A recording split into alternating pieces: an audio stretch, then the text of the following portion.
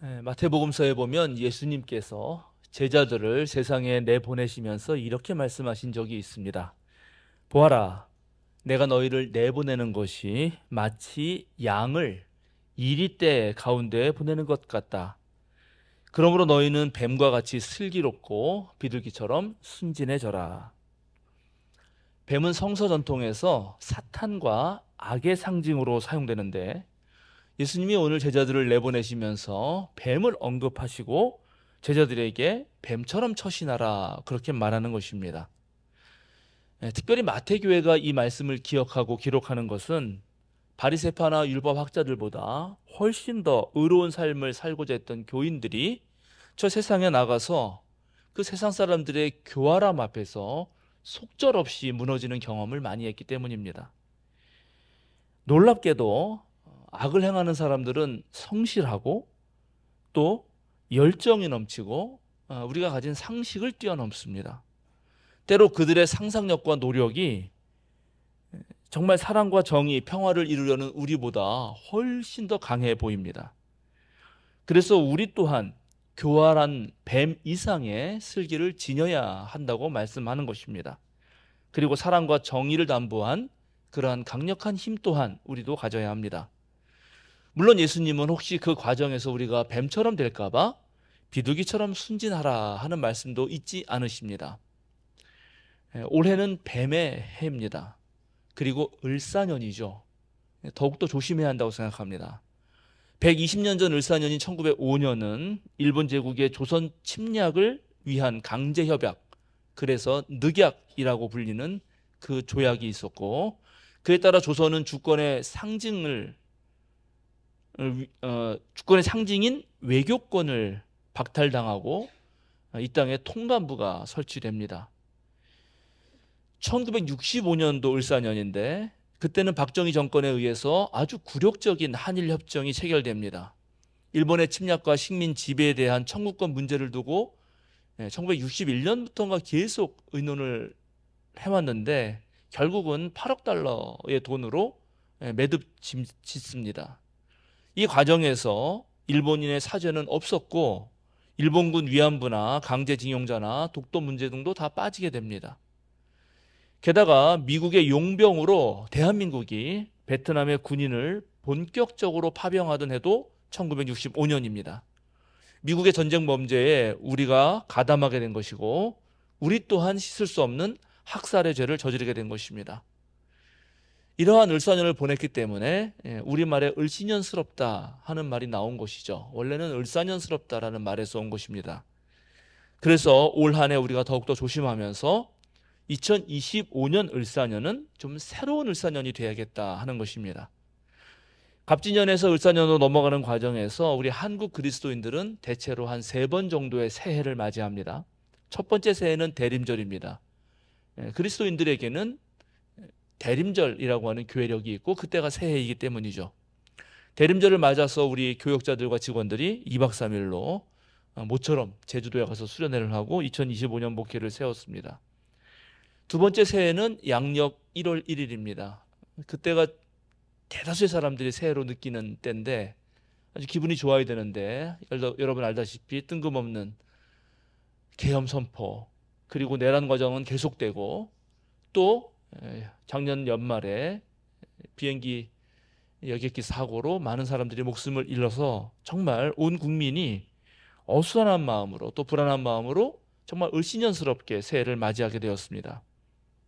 이제 세 번째 새해인 설날을 앞두고 있습니다. 목회자들 입장에서는 바쁜 연말 연시를 보내고 정기 공동회 준비해야 되고 또 우리 향림 공동체 목회자 수련회도 준비해야 되기 때문에 결국 설날쯤 돼서야 그때야 이제 모든 것이 마무리되고 본격적으로 새해가 되겠구나 그렇게 생각하게 되게 됩니다. 결국 내란 정국이라고 하는 것은 범민주주의 진영의 그런 정부를 구성하고 나서야 그때야 정리가 될 것입니다. 그래서 우리는 그때까지 정말 눈을 부릅뜨고 이 새해를 맞이해야 될 것이라고 생각합니다. 우리 민족이 대대로 새해를 맞이하면서 새해 전날 밤에 해오던 풍속이 있습니다. 야광귀 쫓기라는 것입니다. 야광이라는 귀신이 있는데 이 귀신은 밤에 사는 이제 사람 사는 집에 몰래 들어가서 퇴돌에 놓인 여러 신들을 계속 신어봅니다. 그리고 자기에게 딱 맞는 신, 아주 좋은 신을 가져다가 훔쳐가는 것을 아주 즐겨하는 그런 귀신입니다. 이때 신을 잃어버린 사람은 한 해 동안 아주 불길해가지고 다치거나 병에 걸린다, 그렇게 사람들이 생각했습니다. 그래서 섣달 금음날이 되면은 사람들은 귀신이 신발을 신어보지 못하도록 방에 몰래 감추어 두거나 아니면 신발을 뒤집어 놓거나 또는 채 아시죠? 이렇게 흔들어서 밀가루 하는 거, 그것을 대문에 걸어두기도 했습니다. 채를 걸어두는 이유는 야광기가 좋아하는 게 이 호기심이 많아가지고 구멍 뚫린 채에 그 숫자를 세는 거예요. 와가지고 신발 훔쳐야 되는데 하나가 세다 보면 까먹어요. 워낙 많으니까 다시 세고 이렇게 하다가 이제 밤을 새고 결국 신발을 못 훔쳐간다, 이렇게 생각했던 것입니다. 그런데 실제로 사람들이 새해를 맞이하면서 그 전날 밤에 채나 키를 걸어두었던 이유는 다른 데 있습니다. 낯선 새해를 맞이하면서 우리가 설날이라고 할 때 설의 어원이 어디서 왔냐 할 때 낯설다에서 왔다는 의견도 있거든요. 낯선 새해를 맞이하면서 눈이 여러 개 달린 채나 키를 걸어둠으로써 우리에게 혹시라도 닥칠지 모를 그 위협을 잘 살피고 그것을 극복하겠다라고 하는 뜻이 담겨 있습니다. 따라서 이제 설주일을 맞이한 우리도 채의 눈처럼 여러의 눈으로 이 세상을 잘 살펴서 정말 어떤 위험도 우리에게 해를 끼치지 못하도록 또 이 세상이 어떻게 변해가고 있는지도 살펴야 할 것입니다. 윤석열이 파면되고 이제 새로운 정부가 들어설 때 우리 모두는 2016년 촛불혁명의 그 경험을 발판 삼아서 이제 응원봉 시민들이 만들어가는 새로운 그런 세계를 어떻게 그려야 하는지도 살펴보아야 할 것입니다. 동시에 그에 알맞게 우리 삶도 그리고 우리 향림교회 목회와 선교도 꾸려나가야 합니다. 이제 오늘 복음서 본문으로 한번 들어가 보겠습니다. 예수님과 사도들이 계속되는 하나님 나라 선교사에게 아주 지쳤습니다. 심신이 피곤한 몸이었기 때문에 잠시 쉬고자 한적한 곳으로 배를 타고 갑니다. 그런데 거기에서 많은 사람들이 그걸 또 언제 알았는지 막 몰려드는 겁니다. 예수님의 일행이 도착하기도 전에 여러 마을에서 사람들이 아주 한 걸음에 달려와 벌써 자리를 잡고 앉아 있습니다. 배에서 내리신 예수님이 큰 무리를 보시고 이들이 목자 없는 양 같아서 그들이 매우 불쌍히 생각되고 그것 때문에 마음 아파하십니다. 여기 불쌍히 여겼다라는 말, 헬라어로 유명한 말입니다. 스플랑조이인데 그 말은 창자가 끊어질 듯 아팠다 하는 말입니다. 우리말로 애간장이 녹는다 하는 말이죠. 예수님은 그 무리들을 보시고 왜 그렇게 창자가 끊어질 듯 가슴 아파하셨나? 여긴 좀 설명이 필요합니다. 예수님을 보기 위해서 몰린 사람들이 어떤 사람들이었을까 하는 것에 대해서 알아야 되기 때문입니다. 원래 갈릴리는 아주 비옥한 토지를 가지고 있었고 따뜻한 지중해성 기후에다가 드넓은 호수를 끼고 있는 그런 지역입니다. 천혜의 자연 환경 속에서 누군가가 뺏어가지만 않는다면 동네 사람들끼리 서로 도우면서 아주 먹고 사는 데는 큰 지장이 없습니다. 특별히 북이스라엘 전통의 모세의 약자율법을 잘 지키려고 했던 동네였죠. 그런데 놀랍게 그들은 그런 삶을 살지 못했습니다. 1986년 1월에 이스라엘이 몇 달 동안 가뭄이 지속됐는데 그 말에 갈릴리 호수의 물이 많이 빠지면서 막달라 맞은편 호수 북서 쪽에서 길이 8.2m, 폭이 2.3m 되는 배가 발견됐습니다. 이 배를 이제 뭐 탄소 동위원소 이런 걸 해보니까 기원전 100년에서 기원 후 67년쯤 사용됐을 것이라고 하는 그런 결과가 나왔습니다. 어쩌면 그 배에 예수님과 제자들이 탔을지도 모르죠. 아무튼 세베대와 그의 아들들이 가져다니던 배와 같은 배였습니다. 그런데 이 배를 분석해 보니까 놀랍게도 이 배는 더 이상 낡아서 쓰지 못하는 배들을 버리면서 거기서 쓸만한 나무 조각들을 모아서 만든 배였습니다. 그리고 이 배의 절반은, 목재의 절반은 원래 배를 만들 데는 잘 쓰지 않는 부적절한 대추나무였습니다. 그리고 이 배를 만들기 위해 사용한 목재를 보니까 최소 7가지가 넘었습니다. 그러니까 이 배가 당시 갈릴리 사람들이 얼마나 힘든 삶을 살았는지를 보여주는 매우 중요한 증거가 되는 것입니다. 농사에 적절한 지중해성 기후와 호수의 풍부한 수자원과 물고기들, 그리고 비옥한 토지로 늘 풍성한 결실을 맺을 수 있는데 갈릴리 사람들이 어쩌다가 정말 이렇게 이 나무 저 나무 쪼가리를 간신히 엮어서 이렇게 조잡한 배를 만들 수밖에 없었나 하는 것입니다.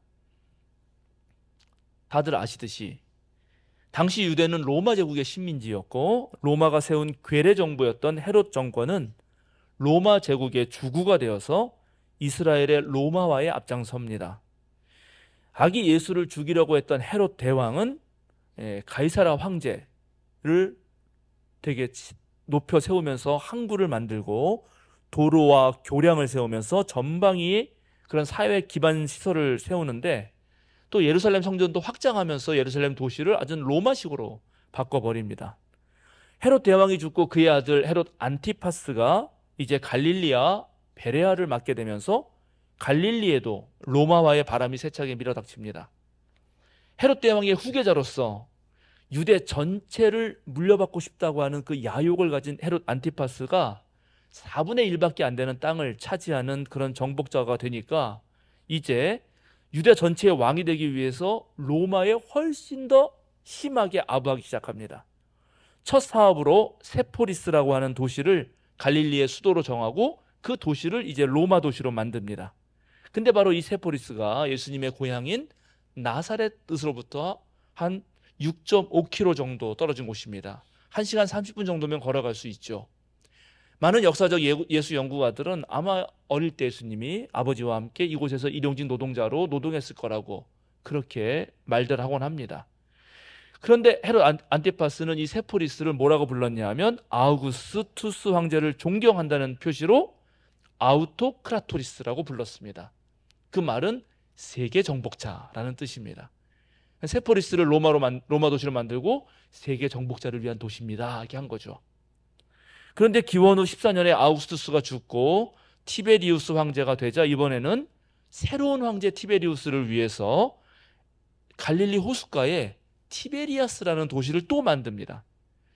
이렇게 안티파스는 로마식 도시인 세포리스에서 갈릴리 사람들의 세금을 뜯어내고 또 티베리아스 건설하면서 갈릴리 어부들의 세금을 또 뜯어냈던 것입니다. 원래 갈릴리 살던 사람들 성전세로서 대대로 그저 예루살렘 성전의 한 10% 정도 사실 국가 세금입니다. 그것만 내면 됐는데 이제 로마 정부와 헤롯 정권이 들어서자 2중 3중의 명목으로 세금을 뜯기게 되는 것이고 평소에는 40에서 50%, 심할 때는 60에서 70%를 빼앗겼습니다. 예수님 당시에 혹시라도 흉년이 들어서 농사가 잘 안 됐는데 그 남은 것마저 모조리 먹어치우는 아주 나쁜 짐승이 있었습니다. 왜냐하면 흉년이 드니까 이제 동물들도 힘들어지죠. 그때 마지막 남은 것마저 와서 싸그리 먹어치우는 짐승이 바로 여우떼였습니다. 예수님이 누가복음에서 헤롯 안티파스를 저 여우새끼라고 부릅니다. 그만큼 헤롯 안티파스 치하에서 갈릴리 사람들은 날이 갈수록 피폐한 삶을 살 수밖에 없었고 그렇게 도시 건설하면서 나무들을 전부 배다가 쓰니까 배를 만들 게 없어가지고 그런 쪼가리로 배를 만들었던 것입니다.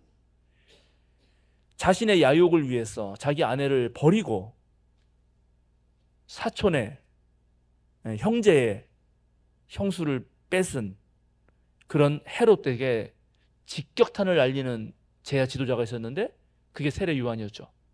근데 세례 요한을 죽여버리고 이제 민중들이 새로운 지도자를 찾아 어디로 가야 될지 방황하던 바로 그때 예수님께로 몰려왔던 것입니다. 가장 밑바닥 삶을 살던 사람들이 예수님이 어디로 간다 하니까 그냥 한 걸음에 달려왔던 것이죠.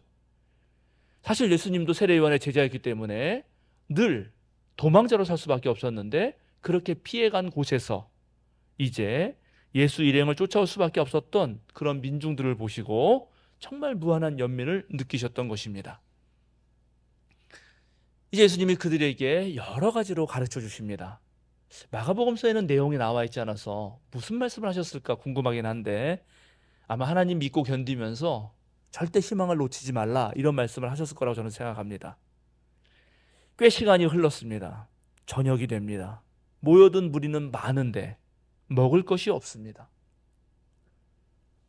먹을 것이 없어 본 적 있는 분 계신가요? 제가 전에 목회하던 교회에서 100세 권사님이 계셨는데 신방 가서 권사님 다시 태어나시면 어떤 삶을 살고 싶으세요? 라고 물었어요. 권사님 첫 번째 말이 실컷 먹고 사는 삶을 살고 싶다 그러시더라고요. 제가 그때 정말 뭔가 깨달음이 있었습니다. 모든 욕구의 근원이 되는 생존의 욕구가 바닥을 칠 때 그때 우리는 어떤 제안을 제시할 수 있을까요? 어떤 대안을 제시할 수 있을까요? 36절 이하에서 마가복음서는 두 가지의 해결 방안을 서로 대비시킵니다. 이 사람들을 각각 헤쳐 보내서 마을로 보내가지고 거기서 각자 알아서 사 먹게 합시다. 제자들의 제안이죠. 그래서 예수님이 이렇게 말합니다. 너희가 그들에게 먹을 것을 주어라. 여러분 어느 편에 손드시겠습니까? 오늘 오병이어 기적의 사건의 의미는 바로 여기에 있습니다. 오병이어 기적 사건은 내복음서에 다 등장합니다. 역사적 예수 연구에 의하면 오병이어의 기적 이야기는 예수님께서 생존할 당시에 이미 퍼져나간 매우 오래되고 유명한 이야기라는 것입니다. 이 이야기에서 바로 예수님 당시에 예수님과 함께했던 민중들이 느꼈던 그 체험이 고스란히 녹아 있습니다. 방금 전 말씀드린 대로 로마를 향한 헤롯 안티파스의 과잉 충성 때문에 갈릴리 호숫가 마을 사람들의 삶은 피폐해졌습니다. 원래는 인심 좋던 사람들인데 그런데 점점 그 관계가 망쳐지죠. 빚을 지고 종이 되고 떠돌이가 되면서 이제 서로에 대한 불신과 불화가 심각해집니다. 오늘 예수가 보인 기적의 시작은 50명씩 또는 100명씩 함께 둘러 앉아서 때를 지어서 함께 그 자리에 앉게 한 것입니다. 경제적 부나 사회적 주의, 지식과 신분을 따지지 않고 누구나 평등하게 둘러 앉아서 밥을 먹을 수 있다는 사실 자체가 기적의 시작입니다.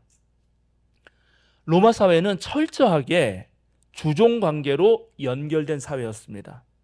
출신과 신분이 전부 다 주종 관계입니다. 오늘날처럼 합리적인 무슨 관료제도에 의한 시험, 공무원 시험 이런 거 없습니다. 출세하려면 반드시 인맥의 사다리에 올라타야 했습니다. 그런데 그 인맥 안에 낄 수 없었던 사람들, 그래서 언제나 주변에 머물렀던 사람들은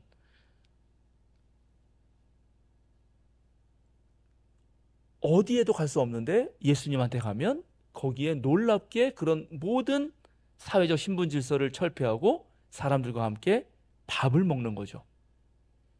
갑자기 삶의 의미가 부여됩니다.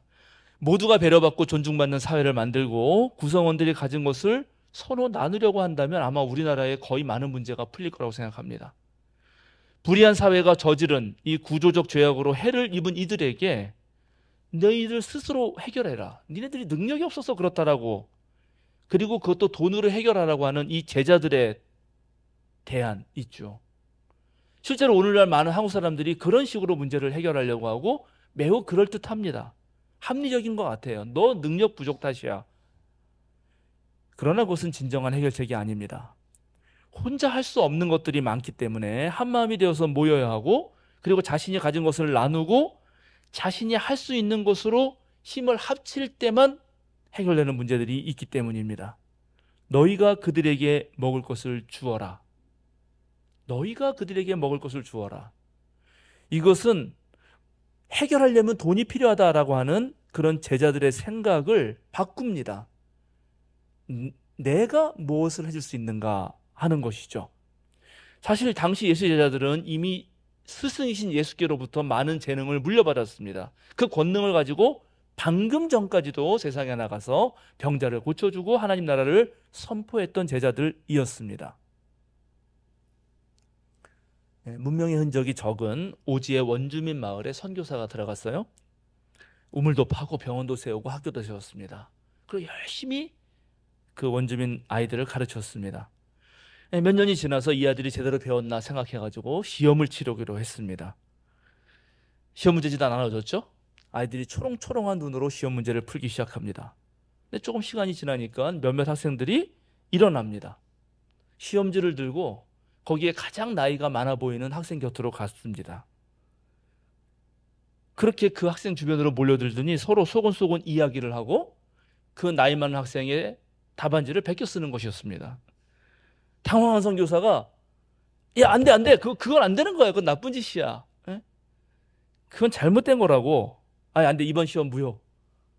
그런데 시험지를 뱉기도 한 학생이 일어나서 조용히 이렇게 말합니다. 선생님, 우리의 추장님이 늘 우리에게 말해준 것이 있습니다. 너희들이 살다 보면 분명히 너희들 인생 속에서 해결할 수 없는 문제가 생긴다. 그때는 혼자서 끙끙거리지 말고 여럿이 모여서 함께 의논해서 풀어가거라. 맞잖아요? 그렇게 하면 되잖아요? 저는 오병이어의 사건이 도대체 어떻게 가능했는지 모르겠습니다. 예수님이 뻥튀기를 한 거는 아닐 거라고 생각하는데 그렇지만 다만 분명한 것은 예수님과 함께 둘러앉아 누구나 먹고 마실 수 있었던 그 평등의 식사와 초대교회에서 공동으로 나누는 밥상은 당시 세계를 변화시켰습니다. 저녁이 됩니다. 제국의 병정들의 눈을 피해서 또는 극렬 유대 바리새파 몰래 집이나 동굴 또는 다락방에 첫 그리스도인들이 모입니다. 거기에는 남자나 여자, 자유인이나 노예, 부자나 가난한 자가 모두 그리스도인이라는 이름으로 모입니다. 자유이면서 부자는 시간이 많으니까 조금 일찍 옵니다. 그리고 모일 때 전부 각각 자기가 먹을 것을 싸들고 옵니다. 종들은 일을 마치고 오기 때문에 조금 늦게 오는데 가난하고 또 종이니까 빈손으로 옵니다. 그러나 모두 한 자리에 모이면 먼저 가지고 온 사람들의 음식을 나눕니다. 허리에 수건을 두르고 발을 씻겨주셨던 우리 주님을 생각하면서 서로 섬기는 것이 너희들이 할 일이다라는 그 주님 말씀을 기억하면서 그렇게 음식을 나누어 먹습니다. 그리스도교는 바로 이 밥상 공동체로부터 시작되었습니다. 첫 교인들이 밥을 그렇게 배불리 먹고 나면 바울 사도의 편지를 읽습니다. 바울 사도가 말합니다. 여러분이 종이라면 종 그대로 있으십시오.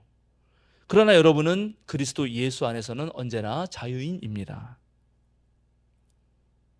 여러분이 주인이라면, 여러분이 자유인이라면 그 직분 그대로 있으십시오. 그러나 여러분은 그리스도 안에서 언제나 서로 섬겨야 할 종이라는 사실을 잊지 마십시오. 그러니 여러분들은 사람의 노예가 되지 말고 하나님과 함께 살아가십시오. 매주 모여서 예배하는 자리에서 이 말씀을 듣게 되는 것입니다. 나영우 집사님이 안 보시네? 구종화 집사님을 주인님이라고 하죠. 저의 주인님. 전 종입니다.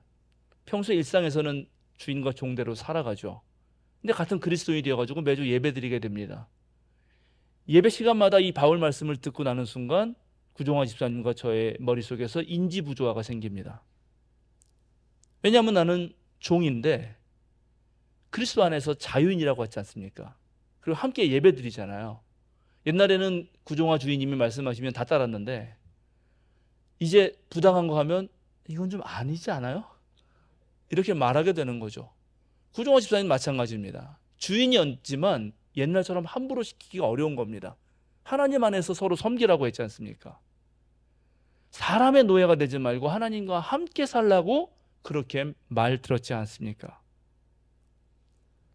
어떤 거리낌도 없이 종과 주인이 함께 둘러앉았을 때 이 벌어진 인간다움의 회복, 이것은 이후에 인간은 누구나 그 자체로 존엄성을 가지면서 하나님 앞에 모두 평등하다고 하는 놀라운 이 민주주의의 감각을 일깨웠고 실제 그것을 실행하는 공동체를 만들어냈습니다. 성서는 이것을 기적이라고 부릅니다. 빵 5개와 물고기 2마리로 남자만 5천 명, 뭐 다 합치면 한 2만 명 될 수 있는데 그들이 어떻게 배불리 먹었는지 잘 모르겠습니다. 그러나 그렇게 한 자리에 둘러앉아서 하늘에 감사를 드리고 서로 나눔의 축제를 열었을 때 그들의 마음이 뜨거워졌고 그들은 최소한 가난하지 않았다. 우리는 배고프지 않았다라고 말할 수 있었던 것입니다. 그들은 시편 23편 1절을 노래했겠죠. 야훼는 나의 목자, 아쉬울 것 없어라. 그가 우리를 푸른 풀밭에서 쉬게 하시네. 여러분, 여러분에게 기적은 무엇입니까? 제 후배 목사가 전도사 시절에 어느 교회에서 청소년부 예배 때 설교를 하면서 물어봤다는 거예요. 여러분에게 기적은 무엇입니까? 그랬더니 어느 학생이 번쩍 손을 들고, 전도사님, 저는요, 제 동생이랑 싸우지 않는 1시간이 기적입니다. 네 글자로 되는 사자성어 같은 거, 그거를 알아맞히는 초등학교 1학년 문제가 있습니다. 여러분 알아맞혀 보세요. 길가에서 큰 소리를 지르거나 노래를 부르는 행동을 네 글자로 무엇이라고 하는가? 정답을 알아버렸네? 고성방가인데 그 답은 아빠인가로 썼다는 거예요. 아빠인가? 아마도 이 어린이의 아빠는 평범한 한국 사회의 가장일 것입니다. 회사로에서 받은 그 스트레스 때문에 동료들과 한잔했겠죠. 이어서 노래방에 갔습니다. 실컷 노래를 부르면서 이제 흥이 돋아진 겁니다. 근데 노래방 1시간 지나면 이제 여기 무서운 여기 분들이 계시니까 들어와야 되니까. 근데 흥은 계속 있잖아요. 흥에 겨워서 집에 오는 동안 노래를 불러댔던 거죠. 전쟁의 폐허에서 이 정도의 경제적 발전을 이뤄내고 이제 노년의 삶을 사시고 있는 베이비붐 세대들의 그 피땀 어린 노력이 한강의 기적을 만들어냈다면, 386 세대들이 정말 자신의 한 몸을 바쳐서 뜨거운 피로 이 민주사회를 이뤄냈다면, 그 이후에 자유의 바람을 타고 태어난 신세대 이후 젊은이들이 정말 전 세계를 휩쓸며 그야말로 휘황찬란한 K문화를 만들어냈다면, 이제 우리 사회는 열심히 일한 사람들이 그저 술김에 질러대는 고성방가로 스트레스를 풀지 않는 다른 방식이 필요하지 않을까요? 다른 방식으로 풀 수 있다면 그것이 기적 아닐까요? 다음 주 수요일은 우리 민족의 최대 명절 설입니다. 선교사들의 잘못된 문화 인식으로 한국 그리스도인들이 우리 교회의 문화를 배척한 것은 큰 잘못입니다. 더 안타까운 것은 각 가정의 설 명절이 이제 동네 잔치로 이어지는 그런 대보름의 축제가 점점 사라져간다는 것입니다. 프랑스 사람들이 매우 좋아하는, 존경하는 아베 피에르 신부가 운영하는 공동체가 있습니다. 누구든지 그 공동체에 찾아오면 3가지를 물어본다고 해요. 주무시겠습니까? 드시겠습니까? 씻으시겠습니까? 예전에 우리 시골 마을은 그런 마을 찾아오는 나그네가 좀 쉬어갈 수 있는 넉넉함이 있었습니다. 이제 더 이상 그런 마을의 인심을 찾기 힘든 이때, 우리 향림교회가 이 아베 피에르 공동체처럼 그 3가지 중에 하나를 해낼 수 있다면 저는 그것이 기적이라고 생각합니다. 더 이상 대통령이 헛소리하지 않는 나라, 지도층에 있는 사람들이 제 몫을 책임 있게 내는 사회, 사회적 약자들과 소수자들이 존중받고 배려받으면서 살아가는 안전한 시공간이 이제는 만들어져야 한다고 생각합니다. 이제 우리가 읽어낼 기적들은 바로 그런 것에 있습니다. 모든 종교인이 제대로 된 소망이 있다면 아마 그것은 모두가 거룩한 경지에 다다르는 것이겠죠. 거짓 자아를 넘어서서 진정한 자기에 도달하는 것입니다. 그리스도교가 말하는 구원, 불교가 말하는 해탈일 것입니다. 힌두교는 그 경지에 이르는 길을 우리에게 3가지로 제시합니다. 지혜의 길, 헌신의 길, 행위의 길입니다. 번뜩이는 지혜를 닦을 수도 있고, 그래서 우리의 어리석음을 넘어설 수 있는 것이고, 우리 자신을 송두리째 신에게 바치면서 우리의 탐욕을 제어할 수 있고, 또 아무 조건 없이 선행을 행하면서 분노를 잠재울 수 있을 것입니다. 우리 모두가 무엇을 먹을까, 무엇을 마실까, 어떻게 하면 남들보다 좀 더 잘 살아볼까, 어떻게 하면 죄를 짓밟고 올라갈까 하는 생각보다 이 3가지 길 중 하나라도 우리 인생의 목표로 삼고 내 삶의 최우선 과제로 삼는다면 저는 또 하나의 기적이 일어날 것이라고 생각합니다. 이제 음력으로 새해를 맞이하시는 여러분, 오늘 여러분의 삶에선 어떤 기적이 일어나고 있습니까? 아니, 어떤 기적을 지금 만들어가고 계십니까? 우리 교회는 2025년에 어떤 기적을 만들어낼 수 있을까요? 오늘 우리가 읽은 제1성서의 본문은 뒤주의 밀가루가 떨어지지 않고 병의 기름도 마르지 않았다고 보도합니다. 이 이야기의 뒷이야기는 가장 잘 나가던 아합과 그의 아내 이세벨 시대에 남겨진 그런 기름 한 방울 먹고 나 오늘 죽겠습니다 하는 사람들이 있었다는 것입니다. 우리 한인교회가 어떻게 마르지 않는 기쁨의 기적 하나 만들어낼 수 있을까요? 새해를 맞이하여 여러분 모두 그리고 저도 각각 하나의 기적 하나들 만들어갈 걸 기대하면서 김종길 시인의 시 한 편 읽어드리고 설교를 마치겠습니다. 제목 설날 아침에. 매양 추위 속에 해는 가고 또 오는 거지만 새해는 그런대로 따스하게 맞을 일이다. 얼음장 밑에서도 고기가 숨쉬고 파릇한 미나리 싹이 봄날을 꿈꾸듯 새해는 참고 꿈도 좀 가지고 맞을 일이다. 오늘 아침 따뜻한 한 잔 술과 한 그릇 국을 앞에 하였거든. 그것만으로도 푸지고 고마운 일이라 생각하라. 세상은 험난하고 각박하다지만 그러나 세상은 살만한 곳. 한 살 나이를 더한 만큼 좀 더 착하고 슬기로운 것을 생각하라. 아무리 매운 추위 속에 한 해가 가고 또 올지라도 어린 것들 잇몸에 돋아나는 고운 이빨을 보듯 새해는 그렇게 맞을 일이다. 따뜻한 설 되시고 다 함께 침묵으로 기도하시겠습니다.